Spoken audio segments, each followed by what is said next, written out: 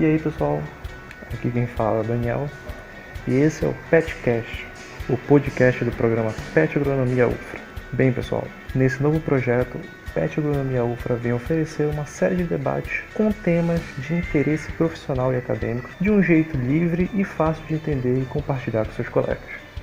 No tema de hoje, vamos falar sobre transgênicos na agricultura, o que são, se existe lei para produção e comercialização, quais são as aplicações na agricultura e entre outras curiosidades. E para falar sobre o tema, convidamos o professor Rafael Viana, da UFRA. E aí professor, tudo bem? Seja bem-vindo. Conte para nós sua formação profissional para depois adentrarmos o assunto. Tudo certo? Bom, muito obrigado pelo convite.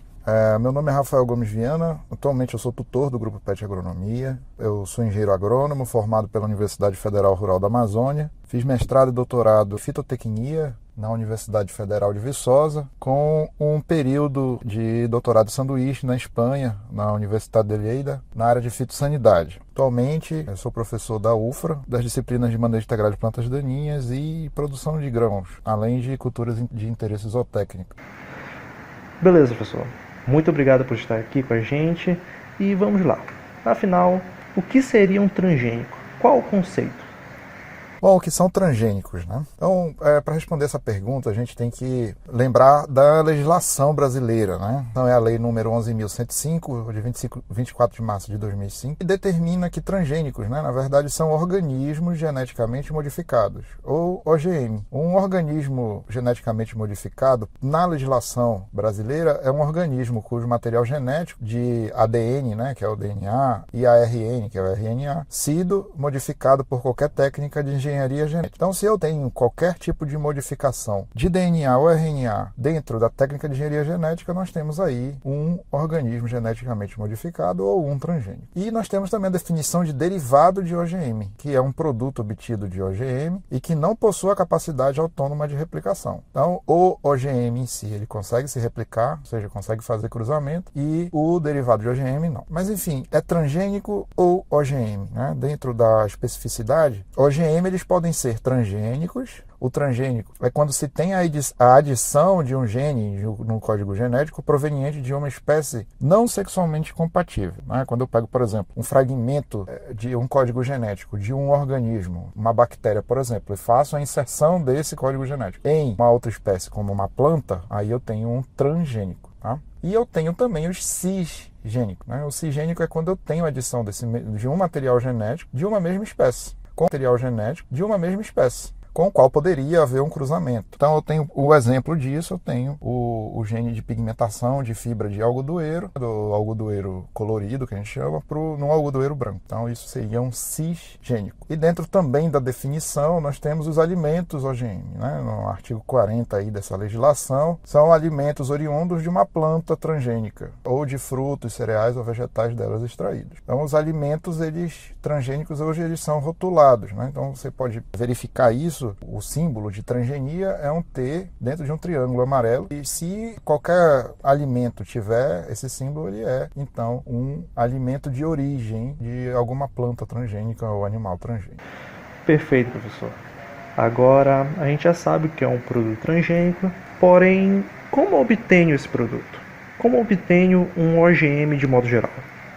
Bom, para se obter um organismo geneticamente modificado, vai para a relação genética. Então, para se obter um organismo geneticamente modificado, né, é necessário a inserção, primeiramente, do que se quer expressar na planta. Vamos utilizar como exemplo, eu quero que a planta expresse a resistência à praga, a resistência à lagarta de Lepidoptera, por exemplo. Então, eu vou selecionar um fragmento de DNA de uma bactéria que já é amplamente utilizada até na agricultura orgânica, que é o Bacillus thuringiensis. Essa bactéria é capaz de produzir toxinas que promovem a morte de lagartas de Lepidopteras, então eu vou seccionar esse pedaço de DNA que expressa essa característica e vou inserir no código genético de uma planta qualquer, certo? Então isso não é sexuado, tá? Essa transferência não é feita por via sexuada. Nós temos hoje dois principais métodos de inserção disso. O primeiro deles, que foi o primeiro método de transgenia, é você pegar esse fragmento, inserir uma bactéria,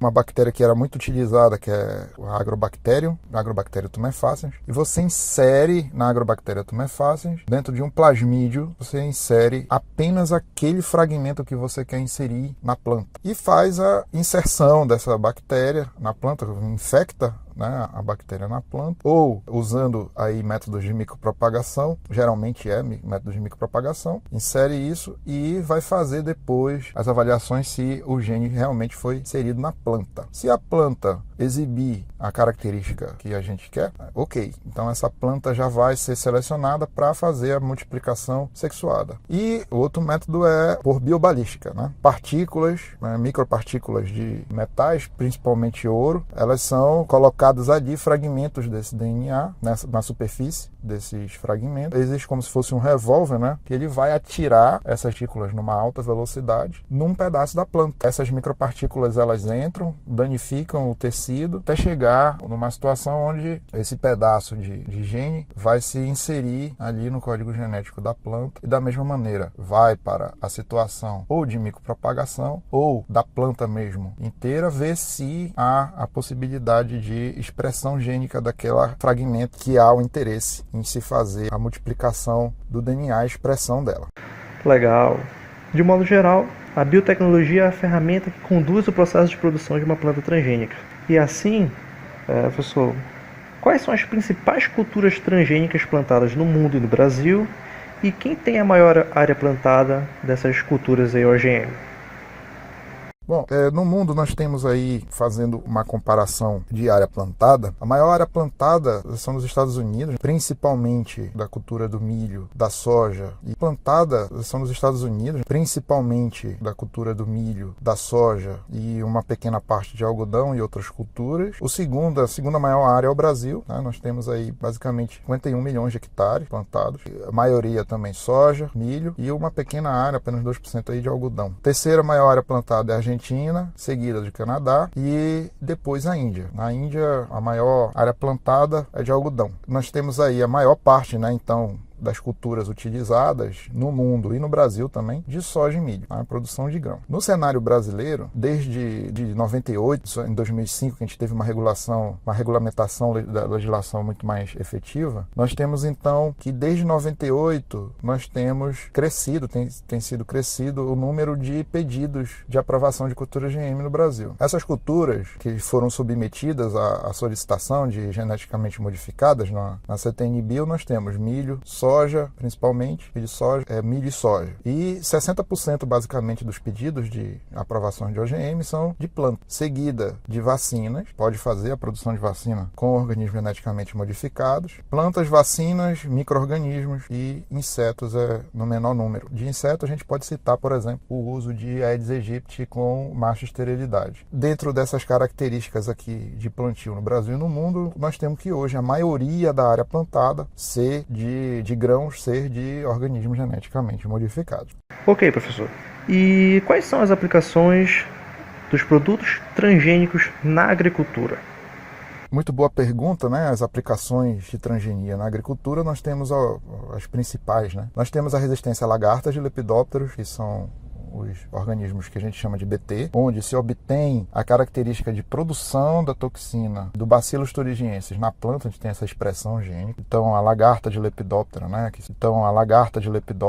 que são as principais pragas de milho e soja, de inseto praga em milho e soja. A partir do momento que a praga se alimenta, ela vai ser levada à morte, né? A lagarta, ela morre e interrompe então o ciclo. Tá? Então, são os organismos que vocês forem adquirir, né, na parte profissional, são geralmente os milho ou a soja BT e também o algodão. Temos aí as principais pragas, né? Tem a lagarta do cartucho, lagarta da espiga. Então, lembrando que é basicamente lagartas de Lepidoptera. A gente tem outros tipos de pragas que não são afetadas. Então, é extremamente seletivo o controle de lagartas. Temos, então, também a resistência a doenças, né? Principalmente a resistência a doenças a vírus. Temos como exemplo a mancha anelada em mamão. Isso é uma característica muito importante, possibilitar a resistência de doenças em plantas, fazendo com que não haja possibilidade de fechar o ciclo das relações patógeno-hospedeiro. Outra tecnologia muito utilizada é a resistência a herbicidas, né? Temos aí, então, organismos que não são resistentes a certo tipo de molécula herbicida, de certo agrotóxico que mata a planta, e com a inserção de gene nós temos, então, a possibilidade da planta se tornar resistente àquela molécula herbicida. Ou seja, o que antes matava a cultura, agora não mata mais. Nós vamos falar isso mais à frente. A outra situação é a pigmentação de fibra de algodão, né? Então é o exemplo do Singenta, né? Então eu pego, que é o chamado algodão colorido, eu pego as características agronômicas de melhoramento que foi feito durante todo o tempo em algodão branco e vou inserir no algodão branco a expressão gênica de colorir a fibra, principalmente com flavonoide, e isso faz com que o algodão tenha uma pigmentação sem a necessidade de utilizar pigmentos químicos lá na indústria têxtil. E isso vai ter um impacto econômico e ambiental muito grande. Uma outra possibilidade é o uso do transgênico para se fazer o incremento nutricional. O exemplo mais clássico dessa situação é o Golden Rice, o arroz dourado, né? O Golden Rice tem no seu endosperma uma quantidade de carotenoides, uma quantidade de flavonoides muito maior do que o arroz branco. Isso faz com que haja um incremento nutricional no alimento amplamente utilizado no mundo. Então é uma maneira de eu fazer com que a alimentação fique mais saudável para a população, mesmo que tenha baixo poder aquisitivo na aquisição de alimentos. Certo. Sabemos como obtém o transgênico, quais as culturas de interesse e suas aplicações, e agora, olhando para o lado do produtor, do agricultor, quais os benefícios dos OGM para a economia e o meio ambiente? Os benefícios do uso de transgênico, nós temos diversos benefícios. O principal deles para o agricultor é a facilidade no manejo. Há um tempo atrás, na sua cultura, ele necessitava de diversos tipos de moléculas herbicidas, diversos tipos de molécula de inseticida. E isso fazia com que houvesse uma dificuldade do manejo das plantas. Então, a principal característica nessa situação é efetivamente a facilidade de manejo para o produtor. Uma outra característica importante é que isso acaba reduzindo custos, né? Eu tenho um custo maior na aquisição da tecnologia, da semente, mas eu tenho uma economia embutida muito elevada justamente no menor emprego do uso de agrotóxicos, né? Então isso também seria uma característica ambiental, mas também econômica. Por quê? Porque eu não vou ter o custo de uso, por exemplo, de inseticida para controle de lagarta. Então eu não uso uma molécula, eu também não gasto aplicando, então eu tenho aí uma redução do custo, né, de produção de lavoura, e eu tenho então uma maior amplitude de margem de lucro. Então o meu custo operacional reduz, eu tenho uma redução de custo. Uma outra característica são as elevações no potencial produtivo da lavoura. Então se eu tenho menor interferência de praga, se eu tenho uma menor interferência de planta daninha, eu vou ter então uma maior possibilidade da planta expressar todo o potencial produtivo genético dela. Então eu tenho também uma maior agregação em produtividade. Obviamente, temos outros fatores, né? Mas dentro das características, se eu tiver menor interferência de praga, eu vou ter também um maior potencial de expressão de produção. Lembrar que o potencial produtivo é um fator genético da planta, uma característica genética da planta. Não é que o transgênico aumente a produção. Ele diminui as interferências, fazendo com que a planta possa ter uma maior expressividade produtiva. E nas características ambientais, nós temos as vantagens de usar menos agrotóxico, né? Eu vou usar menos inseticida, que tem potencial dano ambiental e também potencial dano de resíduo ambiental e também potencial dano de resíduo na alimentação humana. E eu vou ter também, né? Se eu utilizar menos agrotóxico, eu também vou ter uma menor emissão de carbono, tanto na fabricação desse produto, quanto na aplicação do produto em si. Então essas seriam as vantagens. Beleza, professor. Entendido, né, sobre os benefícios, vimos que são diversos, né, utilidades para o uso de transgênico que o agricultor tende a utilizar na sua produção, né, de forma geral. Tanto a gente vê ganhos, né, no meio ambiente e também na economia. Porém, a gente quer saber, professor, existem problemas em decorrência do uso de organismos geneticamente modificados na agricultura? sim, existem problemas no uso de transgênicos. Nós temos aqui, o principal deles é a pressão de seleção de insetos resistentes à toxina Bt e a pressão de seleção usar repetidas vezes, né, o uso de, por exemplo, da tecnologia Bt, alguns insetos ali, tá, alguns lepidópteros ali, eles são resistentes à molécula Bt inserida. Então, o que vai acontecer? A tecnologia vai matar todos os insetos suscetíveis e vai permanecer os insetos que são resistentes. Então, o que vai acontecer com esses insetos resistentes? Eles vão cruzar e na próxima safra eu vou ter aí uma população muito grande de insetos que sejam resistentes àquela molécula Bt inserida no organismo geneticamente modificado. Portanto, é lei, né? É lei que, se você plantar um transgênico com a tecnologia Bt, eu tenho que fazer uma área que se chama refúgio. Essa área de refúgio, ela serve para quê? Para manter na área de refúgio insetos, lepidópteros, suscetíveis à tecnologia Bt, certo? Para que isso? Para que esse organismo suscetível a essa lepidóptera possa cruzar com a lepidóptera resistente e fazer com que a próxima geração de insetos seja também suscetível à tecnologia Bt. Então a área de refúgio, ela é obrigatório o plantio dela quando se utiliza a tecnologia de Bacillus thuringiensis numa proporção de 20% da área. Então, se eu planto lá 100 hectares, 20 hectares tem que ser de milho sem a tecnologia Bt. Por exemplo, se for milho, né? 100 hectares, 20 hectares tem que ser sem a tecnologia Bt, ok? A outra questão, né, na pressão de seleção de plantas daninhas é que, se eu tenho o plantio lá de uma cultura que seja resistente a certo herbicida, eu vou utilizar aquela molécula várias vezes. Se eu plantar várias vezes o transgênico, eu vou também utilizar o herbicida várias vezes, e isso vai fazer também com que haja uma pressão de seleção de plantas daninhas resistentes àquela molécula herbicida. Nós temos vários casos hoje de, por exemplo, planta herbicida. Nós temos vários casos hoje de, por exemplo, plantas como a buva, que se tornou resistente não se tornou, na verdade, já existia a resistência naturalmente, mas houve uma pressão de seleção. Matou-se as buvas suscetíveis a glifosato, por exemplo, e permaneceu aquelas que são resistentes. Então nós temos os casos de resistência também em plantas daninhas. Nesse caso, há necessidade de se fazer manejo dessas plantas com outras técnicas de controle. Um outro problema do uso de transgênicos é a possibilidade de erosão gênica, que é o quê? Quando nós temos plantas que são alógamas, a dispersão de pólen, por exemplo, o caso clássico é de milho, né? O milho é uma planta alógama, onde vai sair o pólen da planta alógama e tem a possibilidade dela cruzar a transgênica com o milho não transgênico.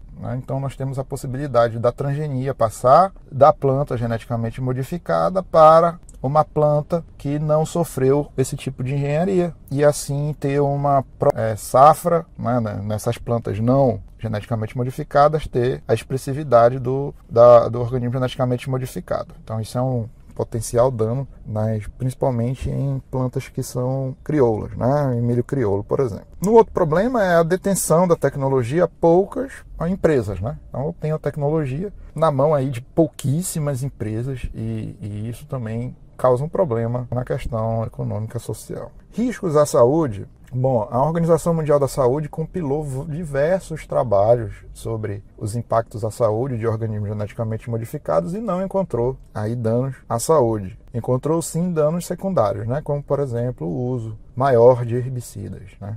Ou seja, se alguém perguntar é seguro o consumo de alimentos geneticamente modificados, bom, a Organização Mundial da Saúde já deu esse parecer dizendo que sim, é seguro. Agora, professor. É seguro.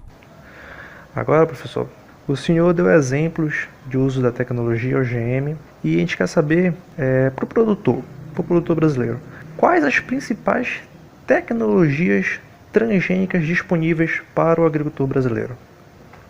No Brasil hoje nós temos principalmente duas tecnologias que são muito requeridas pelo produtor rural e de bastante uso, né? Nós temos a tecnologia Bt, que é o Bacillus thuringiensis, onde, como foi dito anteriormente, se tira um fragmento de gene que expressa a produção da toxina em plantas. Então, como é o manejo, basicamente? O que você tem que fazer se quiser utilizar organismos Bt na sua área? Você tem que fazer o que já foi dito anteriormente, que é a aquisição de 20% de sementes, né, de plantas, 20% da área, da sua área, 20% tem que ser de não transgênico, tem que ser o convencional, e 80% do transgênico. E a área refúgio, voltando novamente, é muito importante falar, a área refúgio serve para ser um local de produção efetivo de possibilidade de ter lagartas sensíveis à tecnologia ABT. Para quê? Para que ela cruze com lepidópteros que são suscetíveis,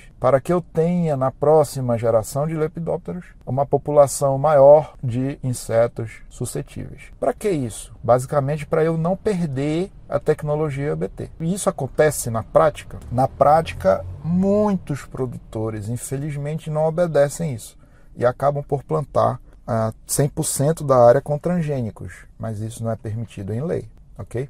Então tenham muito cuidado no uso de tecnologia BT, façam a área refúgio. A outra tecnologia muito empregada no Brasil é a resistência a herbicidas. E aí, no caso, nós temos desde 98 o uso frequente de milho e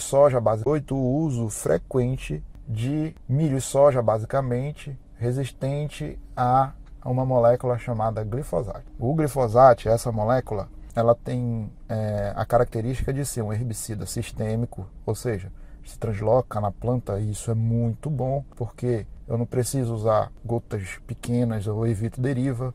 A outra coisa é que eu vou controlar a planta desde lá do sistema radicular até as folhas. Eu não preciso de uma cobertura do alvo tão grande.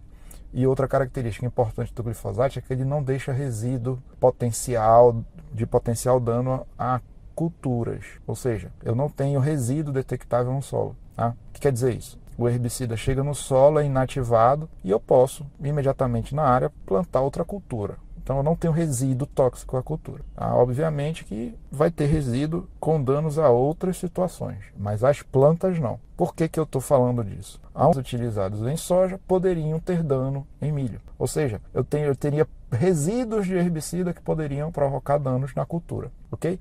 E com o glifosato eu não tenho esse dano. A outra coisa é que ele é de custo bem inferior aos herbicidas chamados seletivos. O glifosato ele é não seletivo, ou seja, ele controla tanto mono quanto dicotiledôneas, mas se eu tenho culturas que são resistentes, as culturas não morrem com a utilização aí de glifosato. Uma questão prática até para ser falada também aí para os nossos alunos na parte profissional é que vocês vão observar, mesmo na cultura transgênica, vocês vão observar uma coisa que no campo se chama flash. Tá? Quando você utiliza a molécula de glifosato em culturas resistentes ao glifosato, você vai observar que as plantas elas ficam um pouquinho amarelas, mas depois prontamente voltam. Existem várias hipóteses aí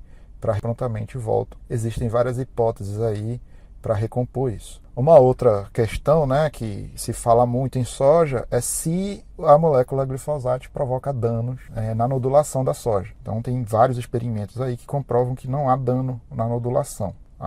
O dano maior é justamente se você não fizer uma inoculação na semente correta ou uma inoculação em suco correta. Ok? Qual é o problema do uso sucessivo do glifosato? Está desde 98 sendo utilizado aqui, então acabou que aconteceu uma pressão de seleção, né, o uso repetido de glifosato, tanto em milho quanto soja.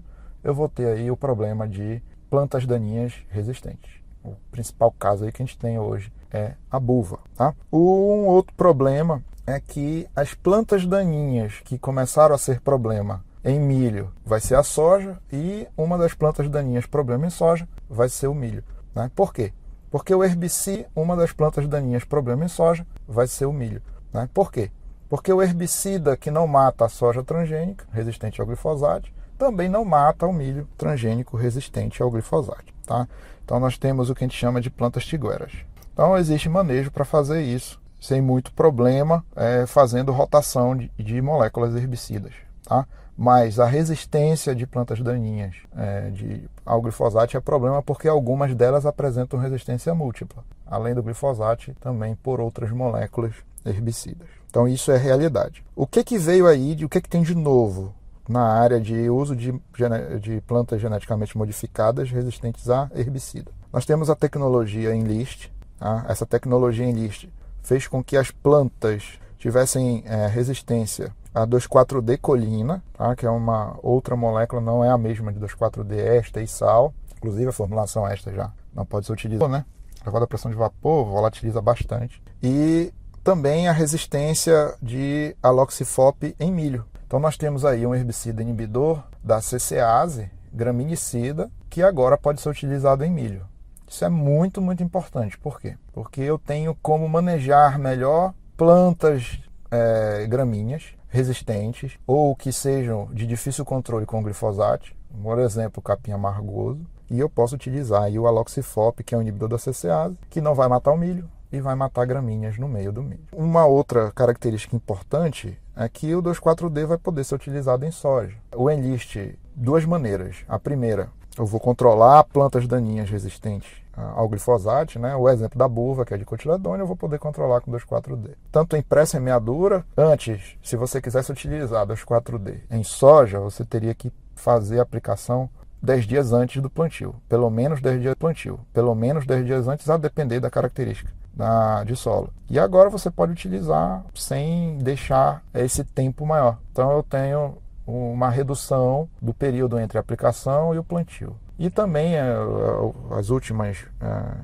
últimos materiais Enlist que são lançados no mercado, eu posso utilizar o 2,4-D em pós-emergência. Então isso também vai auxiliar bastante o manejo de plantas daninhas resistentes ao glifosato. E nós temos também a tecnologia Xtend, que são plantas transgênicas resistentes ao dicamba. O dicamba era utilizado em pré-semeadura, mas precisava de um período entre a aplicação e o plantio muito grande, acima de 30 dias. E isso praticamente viabilizava o uso de dicamba para manejo de plantas daninhas resistentes em plantio de soja. Então agora eu posso utilizar o dicamba em pós-emergência e reduzir também esse controle em pré-semeadura. Posso fazer a aplicação um pouco antes da semeadura. Então isso melhorou bastante a questão de manejo das plantas daninhas resistentes a glifosato. Então são essas as tecnologias. E dentro dessas tecnologias nós temos agregação aí de BT, também resistência a glifosato, 2,4-D, colina, aloxifop e tudo mais. Tá bom? Então essas são as tecnologias novas. O que eu recomendo a vocês é ter os cuidados no manejo disso daí, tá? Observar sempre essa questão aí de se vai ter resistência ou não na sua área e evitar tudo isso daí fazendo o que se preconiza, tanto na parte de controle de pragas quanto na evitar resistência de plantas daninhas. Certo, professor. Estamos chegando ao fim. Muito obrigado pelo conteúdo que foi passado hoje aqui no nosso podcast e gostaria que o senhor deixasse algumas palavras finais para encerrá-los.